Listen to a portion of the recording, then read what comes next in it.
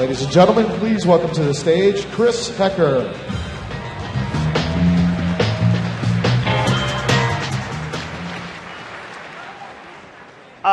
Welcome.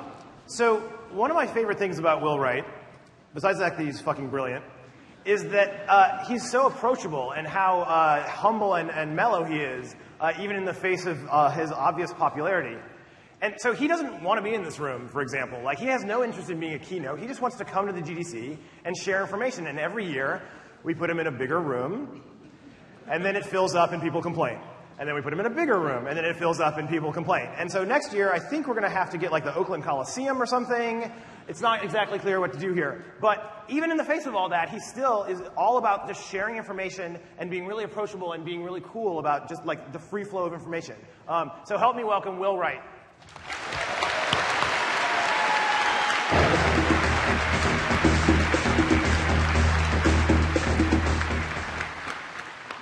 Hi, everybody.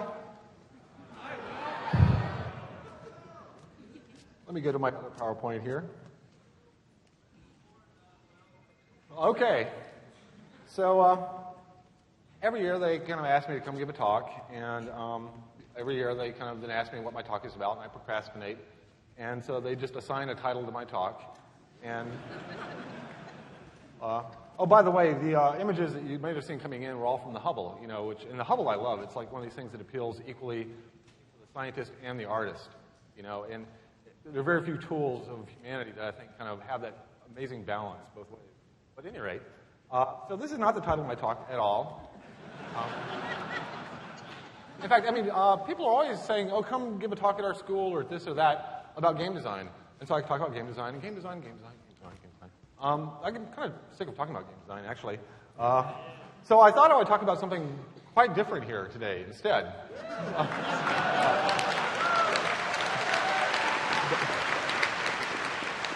But then about a month ago, I saw Jamil that runs the conference, and he said, oh, by the way, we made you the game design keynote.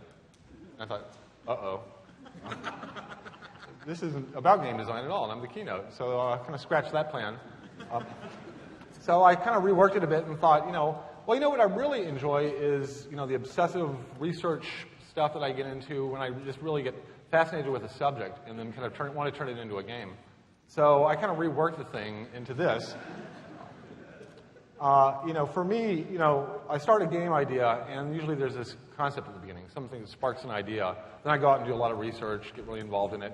Then, of course, kind of the standard modes of, pre-production, production, testing, marketing. It seems to me at GDC that we cover these last 4 sections pretty well, with the topics that are covered at GDC.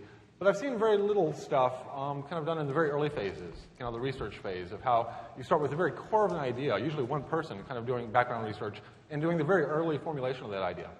And that's really my favorite part. That's the part I enjoy the most by far. So, it's kind of tinkering around in your lab, doing stuff.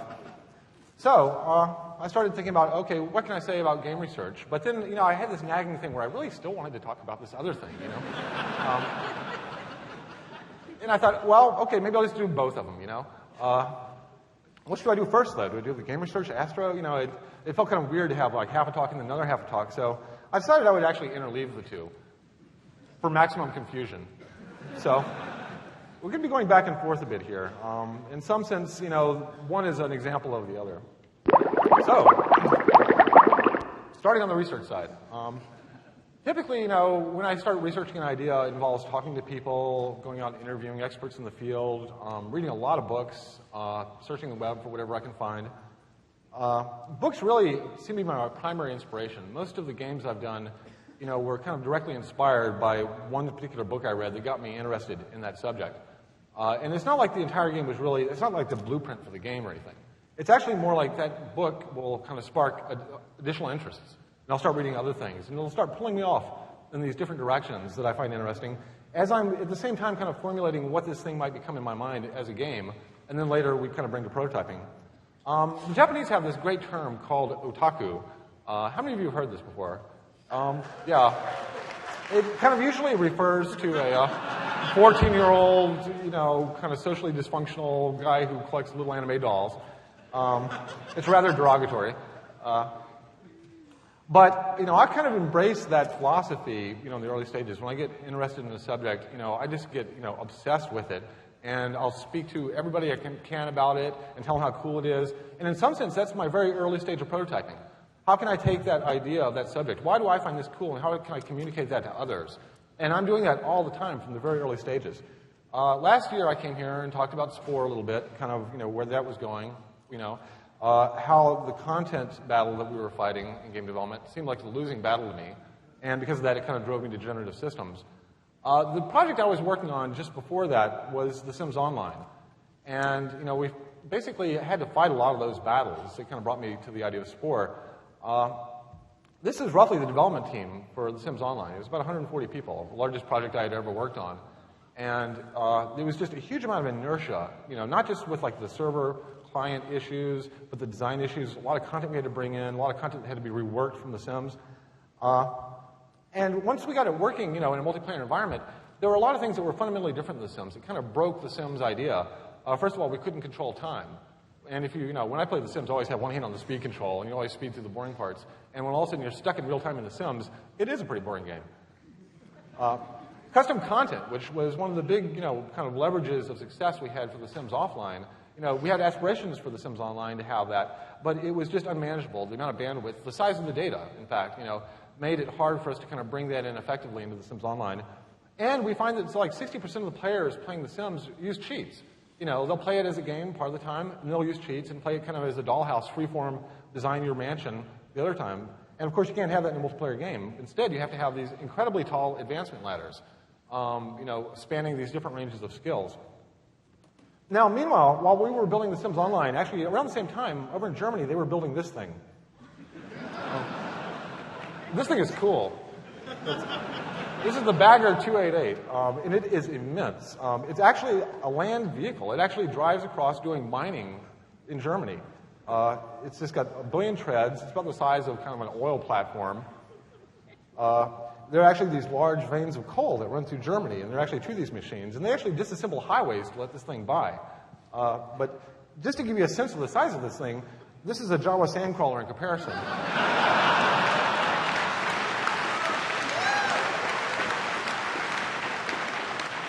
And the sandcrawler doesn't even exist.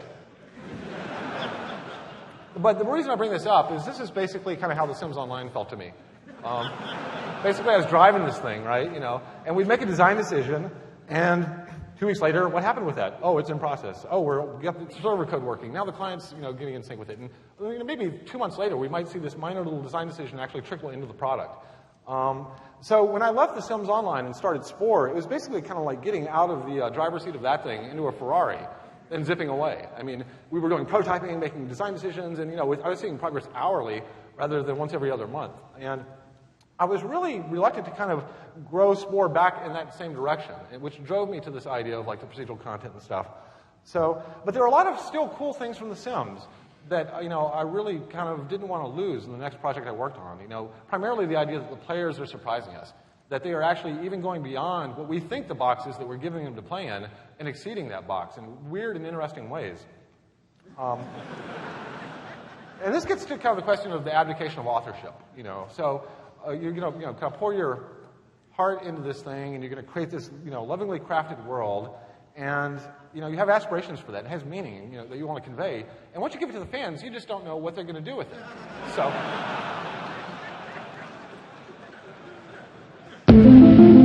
okay. Now we switch to the other talk. Okay, so Spore, originally was kind of came to the idea through my fascination with the SETI program. And I talked about this a little bit last year, kind of Drake's equation, which led me to the science of astrobiology, which is the study of possible life in the universe. And it's, an interesting subject because it only has one data point, and that's life on Earth. Everything else has to be inferred. So everything we know about aliens, we've basically imagined, we've never seen. One of the early concepts for Spore was that each one of these terms in Drake's equation, these are things like how many stars, how many planets, how many of those have life. One of the early concepts of the game is that the player would play a level to set those sliders, and then you would have the resulting galaxy to play in. But it turns out that most of the combinations of those sliders are incredibly boring. So that didn't really feel like it was kind of going in the right direction. Another kind of very early concept for Spore was that it was kind of a greening the galaxy thing. You were going around, seeding and promoting life throughout the galaxy, and then kind of seeing what arose, and then trying to nurture it. This is actually, for the few people that read the book, 2001, that was the backstory for why the aliens were dropping monoliths on Earth, is that they were actually trying to kind of farm mind in the galaxy. At the same time, there was, of course, this powers of 10 idea kind of lurking in the background. After doing a little bit more research, I found out that the powers of 10 thing, actually, the Eameses didn't do the first version of it. The first version was actually done by a Dutch school teacher in the 50s named Kees Bokke. And he got his students to draw the pictures. And it was actually a remarkably cool book, although very weird in comparison to the Eameses. He actually starts like with a little lady holding a baby in a chair, and then as he zooms out, there's a whale, and she's in the middle of the street, and cars are going by. And I've been to Holland, and I didn't see that. But at any rate, going back to Drake's for a second, the really interesting term in here, the one that we know probably the least about, is the probability of life occurring. What is the chance that life can spontaneously arise somewhere? So then that drove me down in a totally different direction, the origin of life. And there are all these convoluted theories about how life might have started. They basically usually resolve down to this. But then we looked into it, and this really was part of the powers of 10 thing. It was drawing us down into the microscopic world here. And so I thought, okay, initially this is kind of a space thing. Maybe it's a microscopic thing too. Now, a little bit of overview here. 14 billion years ago, Big Bang, here we are now. The Earth remarkably formed about 4 billion years ago, which is a significant fraction of the age of the known universe. And the fact that the Earth has remained fairly stable over that period of time is pretty remarkable. Another remarkable thing is that evidence of life on Earth was very soon after the Earth formed. And they're still trying to refine that. Every time they find an older one, it gets a little bit closer and a little bit closer to the time when the Earth finally cooled off. Now, we see that it took about 2 billion years for life to go from very primitive prokaryotic microbes to more advanced eukaryotic microbes, and another 1.5 billion years to get to what we consider kind of macroscopic, interesting life. So it was about 3 billion years before life, got kind of large, multicellular. And it's only been that for about 500 million years so far. One of the early trips I took researching Spore was to the Scripps Institute down in La Jolla and met this guy, Stan Miller, who back in the 50s did the very first origin of life experiments where he would take these flasks, fill them with methane and spark them and see what would come out of it. He was trying to recreate the early prebiotic atmosphere of the Earth, and he actually was creating amino acids. And it was the first kind of idea that maybe this stuff could have arisen naturally, these chemicals. One of my prized possessions is this that he gave me, that he actually signed, says Stan Miller. And it's like sitting on a shelf in my house, and every now and then somebody will come and say, "Oh, you should throw this out, it's ruined." It's like, no! But I also met David Brin down there, who's one of my favorite science fiction authors. One of his best-known series is the Uplift series, which is a concept that we kind of, are bringing into Spore, where you can kind of uplift unintelligent animals to intelligence. In describing Spore to him, he basically said, "Oh, it sounds cool, but I want this game. I want the game where I can change the fundamental constants of the universe and see what emerges." And aside from being kind of a difficult thing to do, even in comparison to Spore, it turns out that most of those things, if you move them like 1%, one way or the other, the universe lasts about 5 nanoseconds or something. So that had the same problem where the combinations of sliders, was a very narrow range where you had an interesting kind of play experience. Diving a little bit deeper into the theories of the origin of life, one of the leading candidates is this thing called autocatalytic sets, which is roughly that chemistry over time will evolve more and more elaborate, chemicals in a given environment. We actually did prototypes of this. And to be honest, it wasn't very compelling. So we moved up a level to the cellular level and started looking into cellular processes and metabolism and stuff. And we did a pretty nice simulation of this. And again, it just wasn't going to kind of reach the same numbers as The Sims, I thought. So another kind of intriguing theory is the Panspermia Theory, which is the fact that maybe life didn't start on Earth at all, but in fact came here from somewhere else, maybe an asteroid or a comet, landed on Earth. This is a rock we found, ALH 84001, came from Mars, and we know that pretty well just by analyzing the chemical composition of it. And we found these little weird things on there that we've never seen before that look like they could be maybe fossils of living organisms. The jury's still out on that. They probably aren't because they're so small. But still, the idea that material could have traveled from Mars to the Earth is pretty well known at this point. And there's a surprising amount of material, like when an asteroid hits the Earth, all little pieces of the Earth go out into orbit around the sun. Some of them will fall back in other planets, like Mars, for instance. And so there's this idea of planetary crosstalk, that if there is life in a planetary system, chances are it will spread to other nearby planets, because it's a matter of tons per year that will fall, like in the early stages of this. So there's a huge amount of crosstalk happening between the planets.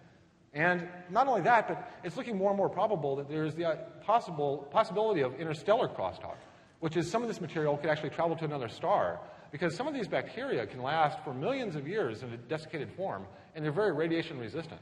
So we'll get back to this a little bit later. There's actually, now what I'm talking about so far is undirected panspermia. There's this other idea of directed panspermia, and in fact a society I found that is promoting this, that let's start sending spores out into space, and 5 million years from now they might land somewhere and start growing on another planet. And it's cool that people think that far ahead, Okay, back to the research side. One thing that I have to confront a lot, especially in the early stages, is where I fall kind of on the fact versus fiction side of things. Frequently, we simulate things not the way they would occur, but the way people would expect them to occur, or for entertainment value. In SimCity, when a nuclear power plant catches on fire, it just goes nuclear. It just blows up, and there's a big crater where it used to be. And of course, nuclear reactors don't really do that. But a lot of times in games, we will purposely basically break reality for the player expectation. And I'm not against that at all. In fact, I think fiction is a very interesting way to kind of approach reality. One thing that Rod Serling said when he was doing The Twilight Zone, he said that was the only place in television where he could do real issues. And this was back in the late 50s when he started The Twilight Zone. And he could actually do things about gender equality or racial issues by making one guy an alien and one guy an earthling. Where at that time on TV, if they tried to deal with these racial issues with blacks and whites, they would never get it on the air. So it was a way for him to get a message out there that at the time was very hard to get out. As far back as Mary Shelley writing Frankenstein, she had a very deep message embedded in this work of fiction, that she was hoping to have some impact on society. So really, in some sense, I wanted to interact with lots of interesting aliens in this game. And the idea of having to deal with protein folding and cellular metabolism was kind of a little bit at odds with that. And you'll see a little bit later kind of how we fell on the side of the fence, which side of the fence we fell on different issues. A lot of times in research, we'll start doing prototypes. I don't know if any of y'all saw the excellent prototyping talk this morning by Chaim and Chris. Yeah, it was a great talk. And as they were mentioning, we do a lot of simulation prototypes. The very best ones, we will actually kind of bring to more extensive gameplay prototypes. Originally, we're just simulating dynamics of a simple system, but then we'll start adding user interaction. And is this fun, to manipulate and kind of interact with? A lot of times we'll kind of iterate those prototypes. I think it would be better if we tuned it this way or that way. But frequently, some things will come out in the prototypes that will go all the way back to the fundamental research and say, ooh, we should go off in this direction. And the gameplay will actually suggest it over this longer loop. So when we do research for games, or when I do research, I end up reading a lot, covering a lot of topics. But really, I know that at the end of the day, only maybe 10% of what I research is going to end up in the game. The art of this is figuring out what 90% to leave out. This is kind of another view of the design tree. Each one of these branches is a decision point you're going to make at some point in the design. The leaves of this tree, every little leaf on the outside represents one potential product that you could end up at. And how you navigate this tree is going to kind of determine what product you end up building. A kind of more close-up view of this is you might start reading a book, get you inspired. Maybe you go out and do a prototype of it. Maybe you have a conversation about it. Then you change course and say, let's go do a user test this way. And that doesn't work out. Maybe you go all the way back to the original source, and then you see a game that kind of reminds you of it. And you play that game, and then maybe talk about that. And this is kind of what the internal structure of that tree looks like. It's a lot of different kind of forms of media, interaction, conversation, tests that you're doing to make decisions at each branch in that tree.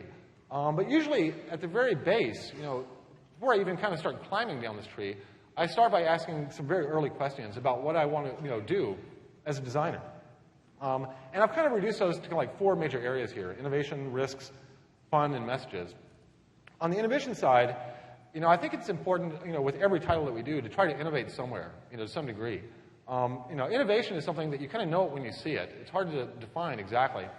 And it doesn't always lead to success, So you can have something that's very innovative, but not necessarily very successful. But what it does do is it does get you above the signal to noise, in the marketplace. You want it to be that signal getting above the noise, because we are living in a very noisy marketplace. Every year thousands of titles are released. And, if you have an innovative title, people will talk about it because it stands out. It's a signal. And that's just kind of like one of the very first things I try to think about, as almost a prerequisite for a game that I do. In Spore, the innovations I decided would be the procedural content, Well, actually, I've been being teased a lot about this procedural content thing. I heard about this, drinking game. Every time I say procedural, somebody takes a drink. So I decided actually here, I'm going to let you all vote on what I'm going to start calling this instead. Okay, so these are the candidates. Look them over for a second, and I'm going to put this to an audience vote. And from now on, I'm just going to start calling it something else. So how many people think I should call it algorithmic content?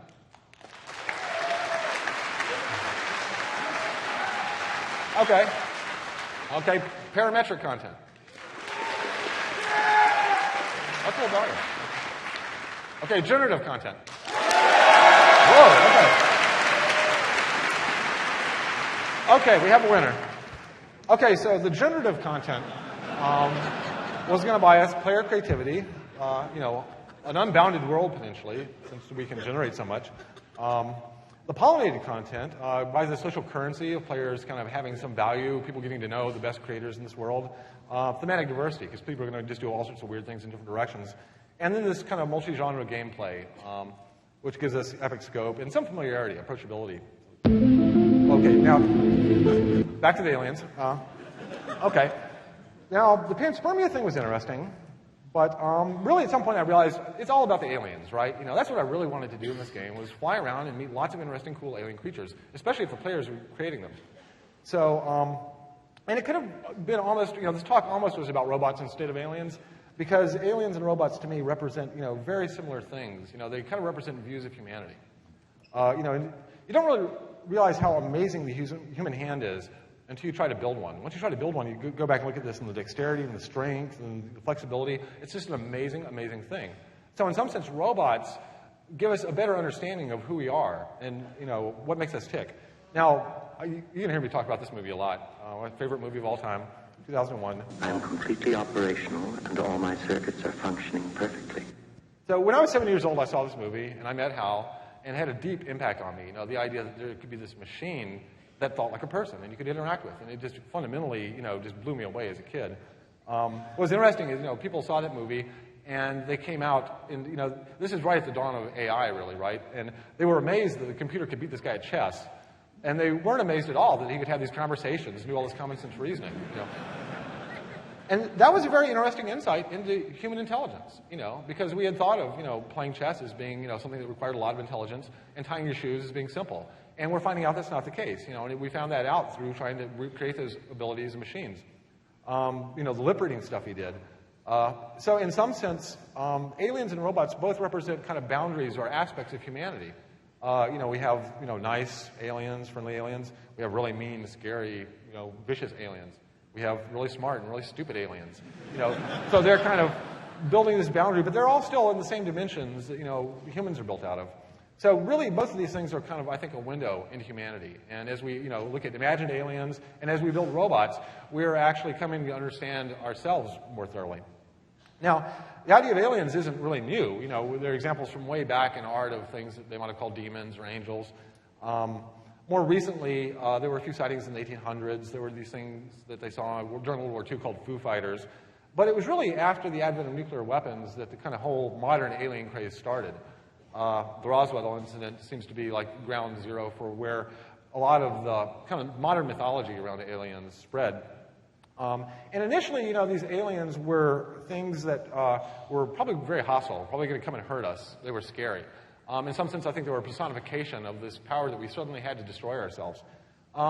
In other contexts, they were also this yearning for adult supervision.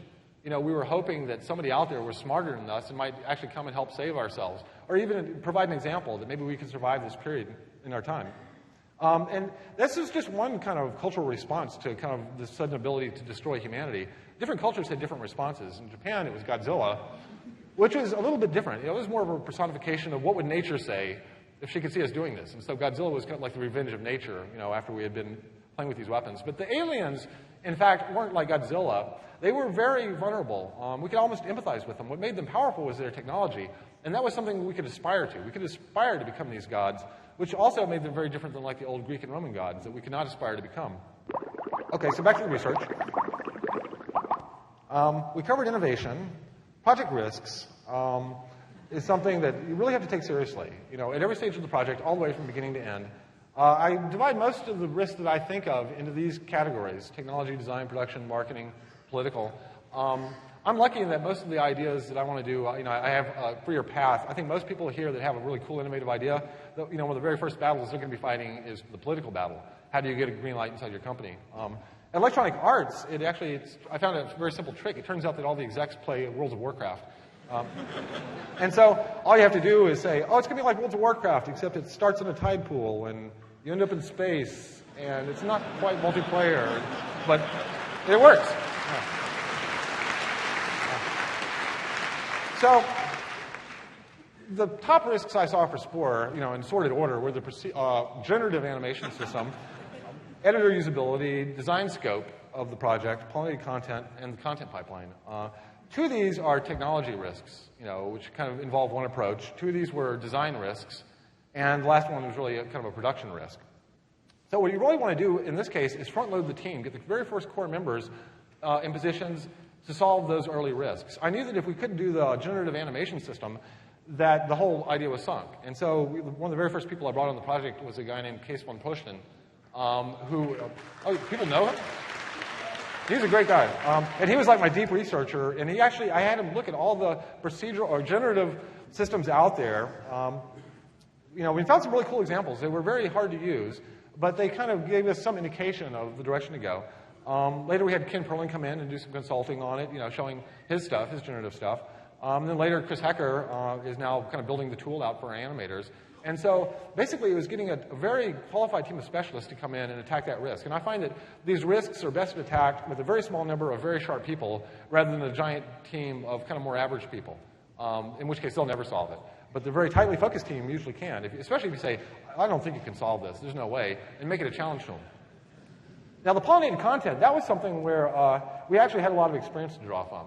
We have these Sims websites, and a lot of fans are uploading stuff to our Sims website and sharing it and tracking the creators and the popularity and stuff.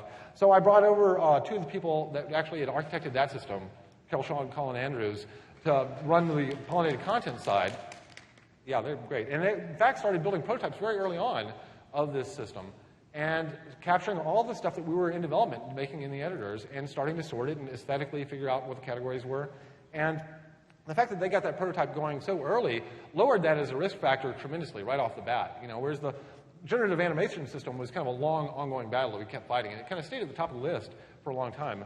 Design scope, games used to be like about that complex, back in the 80s or so. Now they're more like this.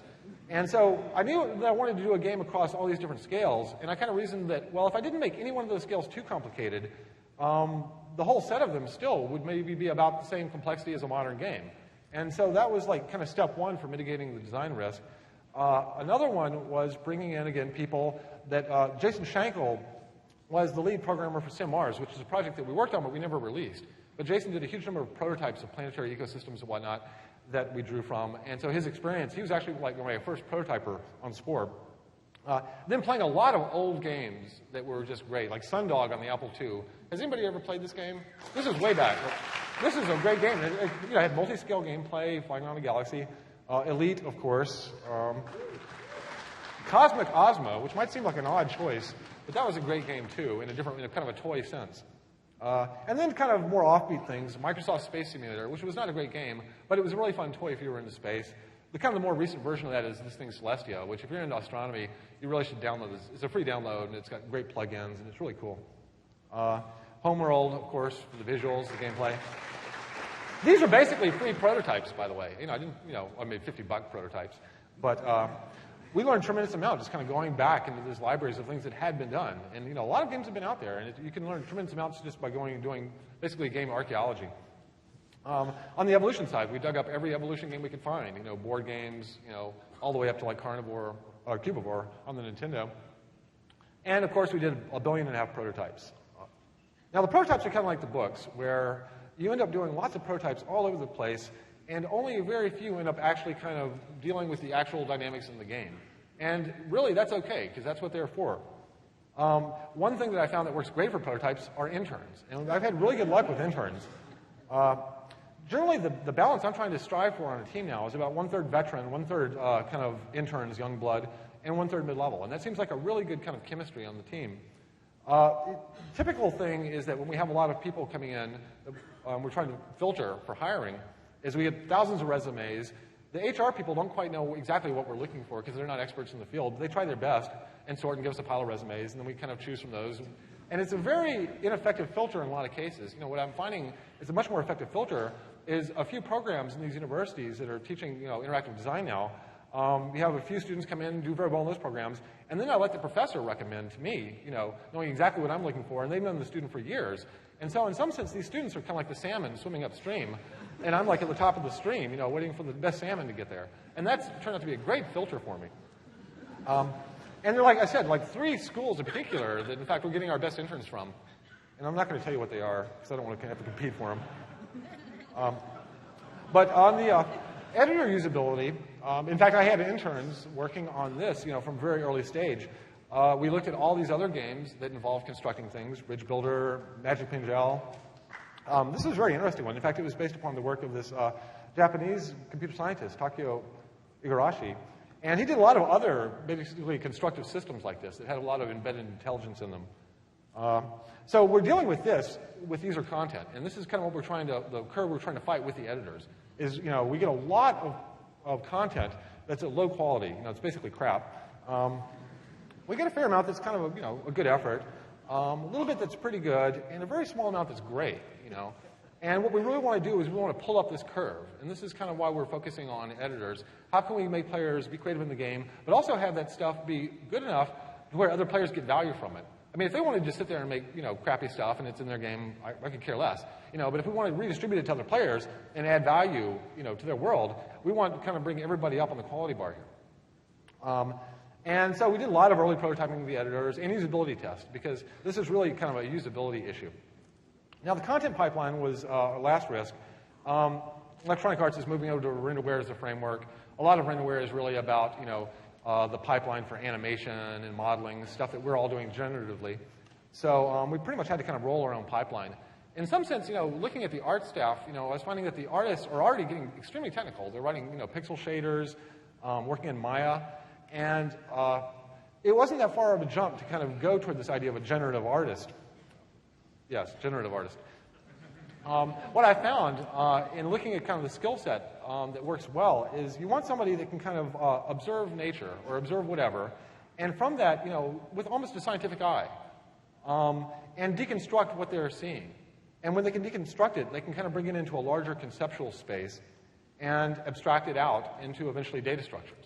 And then we use those data structures to regenerate, through algorithms, new content. And so this is kind of the process that I'm trying to train our artists into thinking this way. And we have one prototype of this. And we're also trying to build tools that will allow artists to do this more easily, and eventually our players, because eventually this is kind of what we want the player to do on a little bit simpler, higher level. So this is my lead artist, Ocean Quigley. And he's like the first generative artist that I've ever met. He's kind of trained himself in that process I just showed you. He's proven remarkably difficult to breed in captivity, but on the other hand, we found that we've gotten extreme leverage. I paired him up with one of our best programmers, Andrew Wilmot, and Andrew developed this custom language for Ocean, and they worked very closely together. And whenever Ocean had a limitation in language, Andrew would go back and add a few more things, and he made a very comfortable editing environment to where Ocean was basically scripting and writing programming. And because of that, we got probably 10 times the efficiency out of Ocean. So this is an interesting experiment where we can get extreme leverage out of certain people in these roles, but then this might become the template later for bringing people into these roles and training them. Okay, back to the aliens. Okay, so Copernicus came up with this idea that maybe the whole universe doesn't revolve around the Earth. Maybe the Earth is just one kind of place out there like a lot of other places. And because of that, people kind of abstracted the idea, okay, well, if we're just like everywhere else, maybe there are people like us everywhere else. And it was almost a given that there were aliens out there somewhere, maybe even nearby on Mars. Back in the 1800s, they thought they were actually observing canals on Mars. And they were waiting for them to come attack us, basically. And it wasn't really considered that out there of an idea. It was, highly plausible. More recently, this new theory has come around called the rare Earth theory. And it basically says that maybe we're a lot more unique than we thought at first. And it's a little bit different than the Copernican principle. For one thing, we have this amazing moon, which has a lot of impacts on keeping the Earth more stable for a lot of reasons. The leading theory of how we got the moon was that this big thing hit the Earth, kind of sloughed off, and then went into orbit around us. It used to be much, much closer. The moon used to be about 14,000 miles away from us, if that was true. Now, that would have been really cool, to be back then and see that, because it would be this huge thing up in the sky. It also would have caused 1 kilometer land tides, which is that the land would actually go up and down a kilometer twice a day, and that would have been really cool to see. Another kind of unusual thing about our situation is this thing, Jupiter. Jupiter's a big planet, it turns out. In fact, it's not only the heaviest planet in our solar system, but it's twice as heavy as all the other planets put together. What that means is that most of the crap that comes flying into our solar system gets eaten by Jupiter. It's a big shield. If Jupiter weren't there, Earth and all the other planets would have been bombarded many, many times more than they were. So it's actually protected us quite a bit. We actually saw one of these impacts about 8 years ago. The Shoemaker-Levy comet hit Jupiter, and we actually got photographs of where it hit. So it was pretty cool to see something like that in our lifetime. Now, if we pull back a little bit away from our solar system at the galaxy level, galaxies are very thin, flat disks, spiral galaxies. We're about halfway out from the center of the disk. And these spiral arms aren't exactly what you might think. You look at these and you think, oh, that's where all the stars are. That's not really the case. That's where the bright stars are, the really young stars. They're lighting up the dust around there. The actual stellar distribution is pretty even through this disk. Stars form in these dust clouds, and once they form, they ignite. And depending on the mass of the star, you get, like a blue giant or a mainline star or maybe a red dwarf. The bigger the star, the shorter the lifespan. So these large blue giants actually go supernova very rapidly. So they only last a few million years. And so the spiral arms are actually those supernova lighting up, and the blue stars lighting up these regions of high dust. Now, what that means is these arms really are governed by hydrodynamic principles. It's like pressure waves moving around. So they actually maintain their structure as they revolve around the center. Otherwise, they would kind of dissolve. They orbit with a period of about 200 million years, for one revolution. Now, the stars and planets are actually governed by gravitational, forces. So ones closer to the center go faster, and ones further out go slower. That means that the ones closer to the middle are actually going through these arms very often, every 10 or 20 million years. Ones that are further out are actually being overtaken by the arms because the arms are going faster than them. Now, these arms are actually very high radiation zones, both because of the supernovas going off and because of the blue giants and the dust and a lot of other things. They're actually pretty disruptive areas for like a sun to go through. And there's actually a very thin zone here where the stars are pretty much in sync with the arms. And they are not passing through the arms very often at all. And it turns out that we actually live in the exact center of that zone. So this is, one other possibility that maybe we're in a kind of more unique situation than we think, that there's this habitability zone in the galaxy. There's another one. The early stars were almost entirely hydrogen and helium. Over time, they blew up, made dust. The dust came back, collapsed, back into kind of protoplanetary disks, and then new stars were formed. But these new stars had higher metal content. And in this case, anything above helium is considered a metal. So that would be a second-generation star on the bottom, a first-generation on the star on top. Our sun actually is a pretty high metal star. We think it's a second or third-generation star, which means that the original star blew up, made dust, another star was created, back and forth to make our sun. Which means that there was enough metal in our protoplanetary disk to make things like terrestrial planets like the Earth. Otherwise, it would have just been probably gas giants. We've also found correlations to where the higher metal content stars definitely have more planetary systems. So there seems to be this idea that the metallosity of your star is also maybe a requisite for life as we know it. And this is actually kind of a map. The green is the high metal stars slowly evolve, spreading out further and further from the galactic center. And we're just about the point in time when that green band is overlapping the other band I showed you. So this is just stuff that we've fairly recently kind of discovered. Okay, back to the game stuff. Now, on to the obvious fun. For every game, you kind of want to start with, why am I doing this? I mean, and when you start getting into the game concepts, it's always about, what is obviously fun about this? When I put this on the back of a box, why is somebody going to think, they're going to want to play it? What's the hook for the player? Just to give you an example, when we were doing the space stuff, we thought, okay, suppose we had a UFO, and we could go anywhere. What would we want to do? all these worlds the players have created. And then, we kind of dove in, and it depended on every level of the game. We thought on a wild planet, we'd probably want to do the uplift thing, making them smart, or maybe just kind of collect them, like Pokemon. On the tribal, really, it seemed like we wanted them to worship us, maybe make monuments, and be their god. Civilized, maybe play First Contact, adult supervision, or maybe just kind of mess with them and do crop circles, And then spacefaring, obviously combat, trading, maybe building interstellar federations, but definitely exploration, because at that point the world gets so expansive. But for every level of the game, we would go through and just kind of figure out what are the obvious things that, if I ask somebody in 2 minutes, I describe the game, what would you want to do in this game? And we put those all down on a list. And those became kind of landmarks that I talked about a couple years ago. Okay, back to the aliens. Now, there's SETI with an S, searching for aliens, and there's SETI with a C, which is communicating with aliens. We've in some sense already been communicating. We've been putting plaques. This is a plaque from Voyager that's off on its way, and it's going to hit some other star in about 20,000 years or so. It's kind of slow. We're also radioing messages. This is a message that was radioed from the Arecibo telescope in '74, and I'm not going to go into what that means, but it was badly, badly designed. Even unintentionally, we've been communicating, with all the radio waves that have been leaving Earth. So for 55 years, aliens out there can receive I Love Lucy, and that includes 1,400 star systems. 600 stars can receive Gilligan's Island, and a lucky 150 stars can receive Dukes of Hazzard. Now, of course, we've been listening. A lot of you might have had this as your screensaver, SETI at home. It turns out that the SETI programs actually listen to quite a bit of the bandwidth and frequencies out there and quite a bit of space. This is a map of, by size of civilization on one axis, how far out we should have heard of them. And in fact, we've thoroughly searched, fairly large civilizations in our galaxy we should have seen by now. And that's brought up kind of an interesting thing. Back in the 50s, Enrico Fermi, the physicist, was having lunch, and they were discussing Drake's equation. And he had this simple question at lunch, which is, where are they? By most of the estimates that were plugging into those numbers, we should have aliens all around us. They shouldn't be hard to find at all. We should be overrun with them. And this became known as the Fermi paradox, or the colonization argument. He reasoned that even if we went slow, sublight velocities from our home planet, took hundreds of years to get to the next star, stayed there for hundreds of years, built maybe another ship, and went to the next set of stars, that really, with this branching factor of us spreading through the galaxy, we should be able to fill the galaxy in less than 5 million years, easy. Which 5 million years sounds like a long time, but to put it in evolutionary perspective, back to this map, here's the complex life, that we've been for the last 500 million years. We zoom into that. The dinosaurs have been around for about half that time.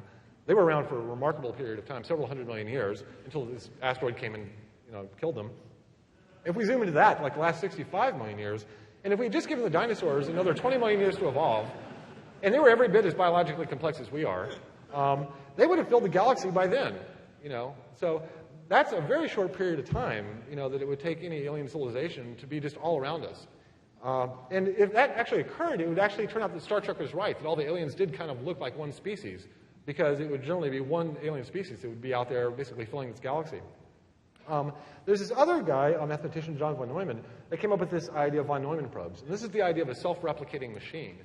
And his idea was that you build these machines, send them off. They can take as long as they want to, 100,000 years or whatever, to get to a star. They assemble raw materials to make duplicates of themselves, and then they'll send those duplicates off, and then they can sit there and terraform those, or drop life, bring genetic databases, whatever. So it's probably likely that, in fact, if we do meet aliens out there, the first ones we meet will probably be mechanical, because this is a far more efficient way. I think somebody with the wealth of, like, Bill Gates, about 100 years from now, we'll have the technology where somebody like him could probably do this on his own. It wouldn't even have to be a giant government program. He could just go off and build a von Neumann machine and send it out there, and nobody's going to stop him. Now, this is my little side rant just about how valuable the basically robots in space are. Robots are getting cheaper, more efficient, faster every year. Humans are not. I love the manned space program. I think it's really cool, amazing history. But really, for the dollars we spend, we get so much more science out of the robots. In fact, when I was thinking about it, I was trying to think, what was the biggest scientific benefit of the manned space program? And I think it was probably when they went up to repair the Hubble. Which is not to take anything away from the astronauts. I think, living and working in space is, eventually going to be human destiny. But for right now, on a limited budget, we're getting this tremendous kind of bang for our buck out of these machines. As a matter of fact, if you just take the price of the Hubble telescope, that equals about 1 week of the war in Iraq right now. And if you took the total cost...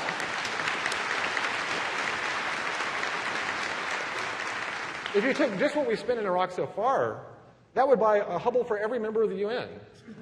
And you'd still have 150 left over for Antarctica. Because nobody ever gives Antarctica anything, right? But I want to show you a little prototype here.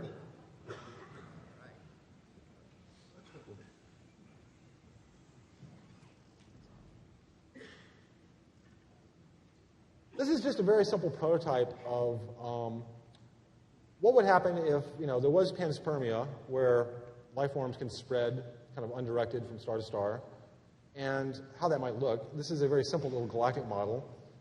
Here we're seeing stars form. This layer is actually the radiation that those arms are causing. These are like the spiral arms of a galaxy. Now I can go into this and seed life. I can drop in a very simple life form. Oh, actually, that was a star.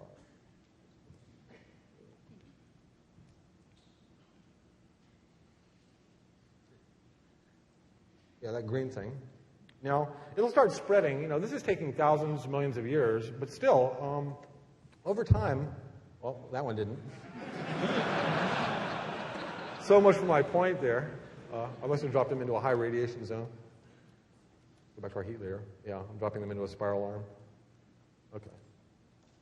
Now at this point, we'll see. It'll take some time, but over time, this represents microbial life being spread through comets, asteroids, whatever, will spread out and eventually kind of diversify. There's a very low probability that this life can become multicellular in this model, and it will turn yellow. And the multicellular life cannot spread that way, okay? And so they're stuck, and if they get, killed for whatever reason, supernova nearby, then they're gone. And there's a very slight chance that if those yellow multicellular things last long enough, they will become intelligent. Now I'm going to just kind of skip ahead here, and force one of these guys to become intelligent. Once we drop intelligent life into this model, the blue is intelligent life. This is it spreading through the galaxy. And this is in spaceships colonizing, whatever. So from this, I kind of played with a lot of parameters around this model, and I kind of came to the conclusion that the most probable galactic states we would encounter would be either a lifeless galaxy, like at the beginning, one that had a lot of microbial life spread through panspermia, or a lot of intelligent life. And the transitions between these phases would be relatively rapid, especially between the last two. So the rare Earth thing kind of says that there might be all these preconditions that make us special.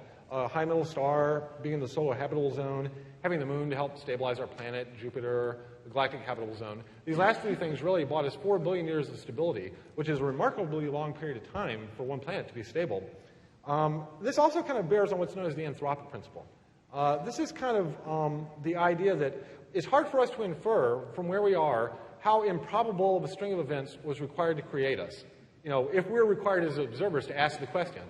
So we wouldn't be here to ask the question unless those million improbable things happened. It might be common, it might be improbable. We just cannot make a determination about it. So we cannot assume that we are common elements in the universe, which is kind of against the prevailing Copernican principle that had been around for several hundred years before that. Possible answers to the Fermi paradox, involve things like quarantine, the prime directive from Star Trek, let's not upset the natives. Maybe they're hiding from us. Maybe the galaxy is a very dangerous place and they don't want anybody to know where they are. Maybe we're looking in the wrong place. Maybe they don't use radio waves. They use tachyons or something we can't detect right now. Or maybe they don't spread and don't colonize. But each one of these arguments kind of assumes that the aliens are applying one strategy. And if anything we've learned from studying human history is that humans tend to spread and diversify in their behavior. And with the distances involved in interstellar travel, there's no way to maintain like a federation or enforce the prime directive. So it seems unlikely to me that any of these things really are good answers to the Fermi paradox. Okay, back to research. Deep messages. Now, early on in a project, I'm always trying to figure out, okay, what do I really want to convey to the player? We have this amazing tool, and it's interesting because I always think of the player model as the model I'm building. The computer model is really just kind of a path to get there. It's an intermediate path.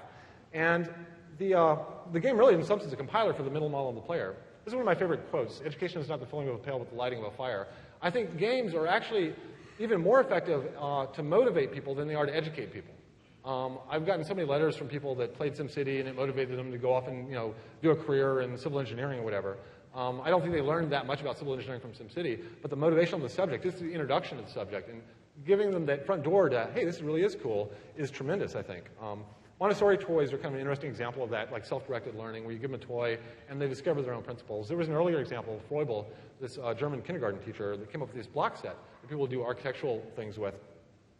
So we have this ability, to basically change our players, and at a fairly deep level, I think. Now, the deep messages I wanted to do in Spore involved some of the things I just talked to you about, the Copernican principle, Fermi paradox. I didn't want to, beat them over the head with this. I wanted these to be things that they roughly kind of discovered on their own after playing with the game for a while. But after the game design evolved and we started doing more prototyping, these messages started to evolve as well. So the kind of more recent messages that I'm trying to embed in the game, include things like life is diverse. It comes in all different shapes and sizes. Also, looking at the editors and what people have been building in them and how they feel about what they've built, to me, that feels like a great message that anybody can be creative. I want somebody to feel like they have a future at Pixar, that, after playing with this thing for half an hour, they've created a creature on the screen that's as cool to them as something in a Pixar film. And then it comes to life and surprises them. So in some sense, they end up being surprised by their own creativity. As a kid, I spent a lot of time, like in the planetarium, looking at these star shows on the dome overhead, and watching star maps. And it always frustrated me in some sense because space is not flat. It's this wonderfully 3D thing with these colorful things and those Hubble images that you might have seen walking into the auditorium today. And so I really wanted to convey that space was this wonderfully three-dimensional dynamic thing, too. It wasn't just static. Looking at other games and the way they kind of present space and stars and galaxies, for most games, a really big kind of playfield is a few hundred stars. And a few hundred stars is a big playfield, but it turns out galaxies are bigger than that. Like 100 billion stars in a typical spiral galaxy. And which is, oddly enough, it's also about the same number of neurons in your brain and the same number of galaxies in the observed universe. Now, why is that? I don't know. But at any rate, galaxies are large. They're really large. And so I wanted to convey that to the players. They have this immense playfield, full of interesting, cool stuff. Talk a little bit of research material. As I said before, I use books a lot, and probably read over 100 books just researching sport alone because I get totally obsessed again with the topic. Also movies and stuff. These became a lot of kind of the templates for the metagames that we want to do in our space game. One of my creative heroes is Stanley Kubrick. Some of my favorite movies were made by him. One thing about him is that he was totally obsessive about his research. And it also took him, a long, like 5 years to make a movie, which is about how long it takes me to make a game as well. But his research was just kind of an amazing process. When he did Dr. Strangelove in '64, he had these recreations of the war room and the inside of a B-52. And when the movie came out, the Air Force actually came to him. They thought there was some leak, that somebody was leaking blueprints of a B-52. But he actually kind of cobbled this together from public information sources and interviewing experts about what it probably looked like. And he got it almost dead on. He was also able to embed really deep messages in innovative forms. When he came out with Dr. Strangelove, a lot of people at the time in the studio were saying, this is crazy. We shouldn't do a comedy about nuclear war. That's not a joking matter. But yet, by making it a black comedy, he was able to basically reach an audience of younger kids that were trying to ignore this. And all of a sudden, this is a message they could hear. And they went and saw the movie. And, the movie was just about that, everybody that's involved in this must be mad, which is, in fact, what they were calling it, mad. And so it was a great way to get this very deep message out in a new form that nobody thought was feasible. 2001 was really interesting from a research point of view in that how he got space right. Unlike almost every other science fiction even since then, every single scene you were dealing with gravity. There was no cheat for gravity where everybody is magically walking on the floor because of the gravity generator. All the space scenes were totally soundless because, in fact, there is no sound in space, even though you hear TIE fighters and things making noises as they fly by. He did background research on human anthropology, interviewed people at NASA, the kind of plans that they were building for moon bases and space stations, and artificial intelligence experts as to what a smart computer of the future might look like and how it might be used. Even this scene where, like, Dave gets blasted in with no air through the vacuum to turn on the pod, he'd read a research paper that the Air Force was doing. I don't know why they were doing this, but they were seeing how long monkeys could survive in a vacuum. And they found that they could survive for about a minute, actually with no permanent damage. And so he actually based this scene on how long a human could probably survive in a vacuum, to turn the airlock knob back on. They were also pretty innovative in terms of marketing. This is the original poster for 2001. And they found at some point, this came out in 1967, that a lot of college students were dropping acid and wanting to see the movie, for all the cool visuals and stuff. So they redesigned the poster. You might notice they changed the tagline as well. He did this in conjunction with Arthur C. Clarke, which is one of my favorite science fiction authors. And Arthur C. Clarke was similar in that he did a lot of research for his books. And his books were almost like a combination of fact and fiction, which is kind of a really interesting gray area, especially for researching the kinds of things we do. There's a very interesting group of books called world-building books that people use to create fantasy environments for role-playing games or science fiction writing. There are some very good websites out there, very good resources that have this as well. And Wikipedia just continually gets more valuable to me every day, primarily because it's filling in the gaps in these research areas that it's not really clear whether you're going to find a book about this or a film or what. Wikipedia is a great kind of filling in the gaps research resource. Oh, okay.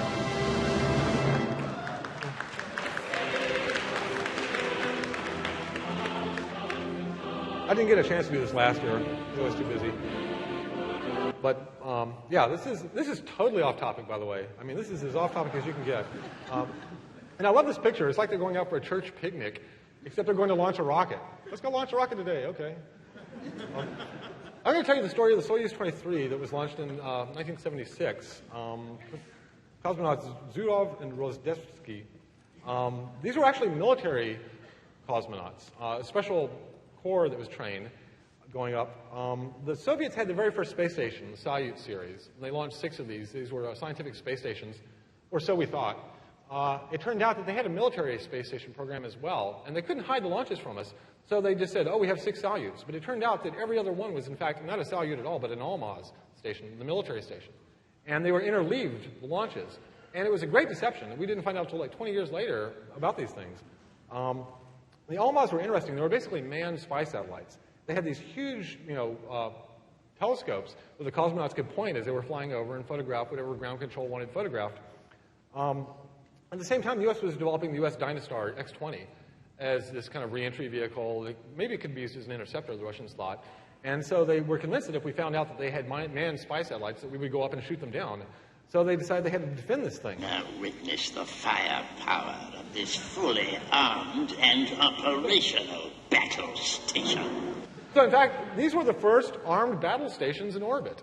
They were armed with 20-millimeter anti-aircraft cannons that were bore-sighted along the length of the space station. They actually, destroyed several targets in target practice, satellites at about a mile distant with the thing. But it was terrifying to fire because it had to be tied into the reaction control system of the space station. Otherwise, they would deorbit the station with the recoil of the gun. So they were pretty risky. At any rate, so these guys pull up in their Soyuz, but the approach computer has them almost crashing into it, going way too fast. They didn't trust it, so they shut it off, and they did a back burn and all this. And before they knew it, they'd wasted all their fuel. They didn't have any more fuel to do a manual docking, so they had to abort the mission at that point. They never got to dock with the Almaz. So they're coming back, and Mission Control sends them the wrong coordinates for reentry, and they end up coming in like 100 kilometers off target. And that puts them right in the path, right in the middle of this giant blizzard that's blowing through Kazakhstan at the time. And the blizzard pushes them another 50 kilometers off target. And they end up coming down into scenic Lake Tengiz, right in the middle of it. Except it's not so scenic because it's like a blizzard and it's 20 degrees below zero at this point. And they hit the ice and break through the ice of this frozen lake and start to sink. And the parachute drags the whole Soyuz capsule upside down. And now these guys are stuck in their spacesuits upside down, bobbing up and down in a storm. And this is when it starts getting bad. The inside of one of these Soyuz is like the inside of an old VW. And they're wearing spacesuits. They've never been able to take off the spacesuits while in that capsule. So they had to cut them off with knives. And there was an air vent that opened because they assumed that they'd be sitting on the ground and they didn't need air. And then water was rushing in the capsule at this point. And so they were scrambling, grabbed the rags, managed to plug the hole to stop the leak. And at this point, they were also out of air because the air vent was open to let air in. One of the guys happened to be a diver, and so he knew that the real danger was the carbon dioxide poisoning. And so they had almost no battery life left. They turned off every system, including the radio beacon, to find them. And he stayed up all night, bobbing upside down in the water. And right before he passed out from the CO2 poisoning, he would turn on the CO2 scrubber just long enough to get clear-headed again and then turn it back off to save the battery power. And basically stayed all night doing that.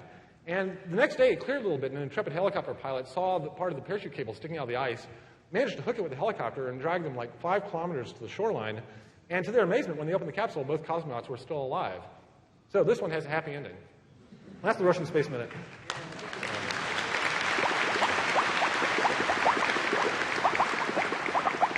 So back to the research. When we do research, one of the other things we want to do is establish kind of what is the style, texture of the world, And this is almost more in a visual, kinesthetic sense. Is it real? Is it toy-like? How familiar does it feel? Is it a caricature? In Scherr, we actually very early identified this kind of split in our team, kind of between what we call the science team and the cute team, in terms of, how should this thing look, And these are kind of representative samples from both teams. We eventually decided that we really, whenever possible, wanted the players to be able to make that choice themselves in the editors. And we tried to make the editors fairly malleable, and that would be the primary dimension that they were kind of exploring. Some of the research material spanned both of these things. We kind of went from fairly realistic stuff. This is the work of Dougal Dixon, who does a lot of kind of imaginary zoology stuff. He actually also later worked on the series The Future is Wild for the Discovery Channel, which was an excellent series about maybe the future of evolution on Earth. More imaginative stuff, we found great sources. Disney did these series of movies with NASA back in the 50s about space, and their animators were imagining what life on Mars might look like. This is a great movie. I don't know if any of y'all saw this movie. They had these really imaginative plans and things, and it was like this French, Czechoslovakian weird animated thing, but still the creatures and things in there were great. For part of its vehicles, this is like great, Thunderbirds. These toy-like feel. It turns out that Thunderbird 1 was actually based upon the Soyuz launcher, by the way. And then these things, which I showed a little bit of last year, these comic book covers, and these are definitely going more in the cute kind of caricature direction.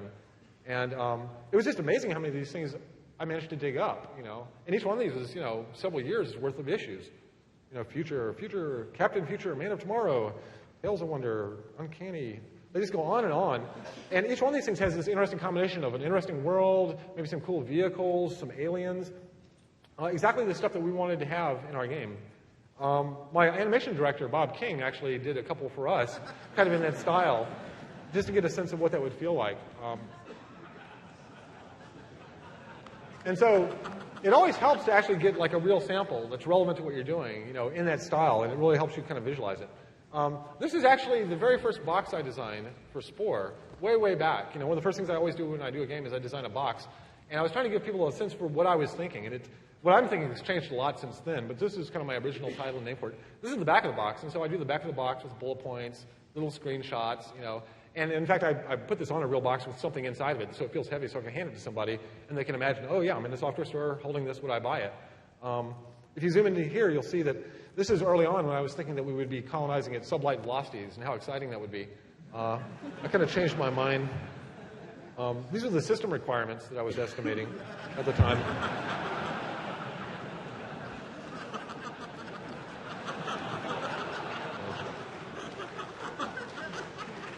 Now, early in this phase, we wanted to go through this process of deconstruction and reconstruction of creatures, vehicles, buildings, planets, all the stuff in the game. We actually had a lot of people come in and said, draw an alien creature. If you could design a creature in the game, what would it be? And we had them do drawings, and we studied the drawings. More recently, our fan sites have started doing that. This is what I want to build in Spore. These are from one of our fans, Hydromancer's. These are drawings that he's done of things that he wants to do in the game. And it's really instructive for us to go look at those expectations and say, can we measure our editors against this? This is actually a really cool little prototype that appeared. I think after we showed Spore last year at GDC, these students at USC took their first level, the cell level, and built it, basically, in Flash. A very cool game. And it's great when other people do your prototypes for free, without even asking like that, And I got to meet Genovichin just like 2 days ago, and he's a brilliant guy with a great aesthetic. We also hired this conceptual artist, Christian Scherr, who came in, and we had him draw all sorts of things that we then went through this deconstructive process with. We had him draw, things in different styles, like scary aliens, maybe goofy things, other things that were just kind of odd in alien-like ways. After taking all these creatures, some of which were related, some of which weren't, we then started deconstructing them into parts. If we had to pull sets of parts off of these things, what would they be? And we found that the eyes and the mouths were like the most expressive parts that we could pull off. But then we had all the other ones, hands, wings. And then at some point, we started putting these deconstructed parts into a taxonomy. How do we now sort these parts with some sort of evolutionary relationship? What is the path through which a player might explore these on a tech tree, for instance? And what is the functional categorization? So these might be carnivorous mouths up here. These might be herbivorous mouths over there. And so we're just getting some sense of how we can kind of take these whole constructs and pull them into lower and lower level pieces and then establish the relationships between those pieces. And then we move them into modeling, because it's a big difference going from kind of illustration to modeling. And then we start building larger sets of these things that we're actually going to use in game. Each one of these parts also, by the way, has morph channels. So each one represents the center of, in fact, a fairly wide morph space where you can stretch the toes out or make them curly or add this or that feature to it. And then eventually reconstruct creatures after going through that deconstruction and reconstruction process that I mentioned with the generative artists, doing it with the content here as well. Same thing with textures, brainstorm ideas, then go out and actually develop the procedural scripts, apply them, see how close we got to the targets. Vehicles, pretty much the same thing, conceptual, air, land, sea, build the models, texture, buildings, same thing, blocks, models, and then finally put them in scene. Planets were a little more elaborate. On the planets we actually started with a lot of very simple descriptions of the variety of worlds that we wanted players to be able to create in the game. We took a few of those and we went really deep on them, looking at what the materials that we might find on that world, how that might influence the coloring, what sort of items, vehicles, trees, landforms we might find on those worlds. And then developing these kind of pictures showing the world. Another process was actually taking worlds and going through and building a backstory. What sort of cities would they build? What would their industry be? What would their sociology be like? What are the elements of their technology? And so these are all from the same world, kind of looking at different snapshots of how these people live and how their world looks. And then eventually developing the characters, reassembling it all into one scene for the final rendering. And it isn't that we want the players to build exactly this world. Each one of these worlds represents some outpost of this space, this creative space that we want them to be able to build themselves. And so they're like almost eigenvalues around the planet space. Now, eventually we get to the geology level, and we're actually developing scripts that will carve out and make these planets. Some are more fantastic, some are more realistic. We have one guy, Christian Stratton, who's kind of like my Magrathea. This is the guy that builds my planets for me, one of my artists. And he's actually been building a taxonomy of what types of planets we would find in different zones, how they should look, plus their relative distribution in the universe. We have some that are very out there, imaginative, more Dr. Seuss, that we want to be very rare. If you find one of those, you get excited about it. Most of them are more terrestrial. So there is this concept of kind of whimsical equals rarity, that as you're exploring the galaxy, you feel like you've discovered treasures. As we pull away from the planets, we get out to all these cool Hubble pictures. And we're trying to recreate all these in 3D. These are actually from the game, game versions of all the Hubble objects that are three-dimensional things that you can kind of move around, interact with in space levels. Now, to wind down really quick here. Okay, back to Drake's equation. Now, clearly, all these values are not zero. And in fact, none of those values can be zero. If any of those values were zero, we wouldn't be here. So each one of these values has to be something. If we take fairly pessimistic assumptions and we bump them all up to 0.01, and most of these are fractional, so it's like 1%, and then we just take those numbers and we multiply them times the 100 billion stars in a typical galaxy, times the 100 billion galaxies that we know of, we still end up with a pretty large number of aliens out there, about 100 million in this case. That's a large number, but on the other hand, that's only about one alien species per 1,000 galaxies. So even if we bump those numbers up a bit, we're still talking about probably less than one alien species per galaxy, especially if they spread and fill a galaxy very rapidly. So my conclusions from SETI, not that you really care, is that they're out there, but they're probably really far away, not in our galaxy. And that has a lot of implications for the search for SETI, that we should be looking further out to distant galaxies. My research conclusions are that, and this is something I do always at the beginning of every project, is I take a lot of time to consider it, and don't get too committed to any one idea too early. And that's what I'm doing in a lot of the reading and the research phase. I cast usually a very wide net over subjects, and a lot of times, like in The Sims, which started as an architectural simulator and led more to behavioral stuff, I'll find myself taking very interesting kind of twists and turns through that research path. And what you really want to know is what 90% of the material is irrelevant to that core idea, because that core idea is going to be shifting around underneath your feet all the time, and you need to kind of understand the region of space it can shift in. I have no problem with this one, but getting totally obsessive about your subject, I find helps a lot. It drives the interest. Whenever you see anything that's relevant to what you're working on, you'll see it more readily on the shelf, or somebody mentions something, or an article. You'll just find yourself absorbing this stuff so readily that it's almost effortless. And then you want to cultivate that onto your team. As you talk to your team about this stuff, and get them interested in it, pretty soon you'll be talking about this stuff over lunch, and you're all really enjoying it and learning from each other.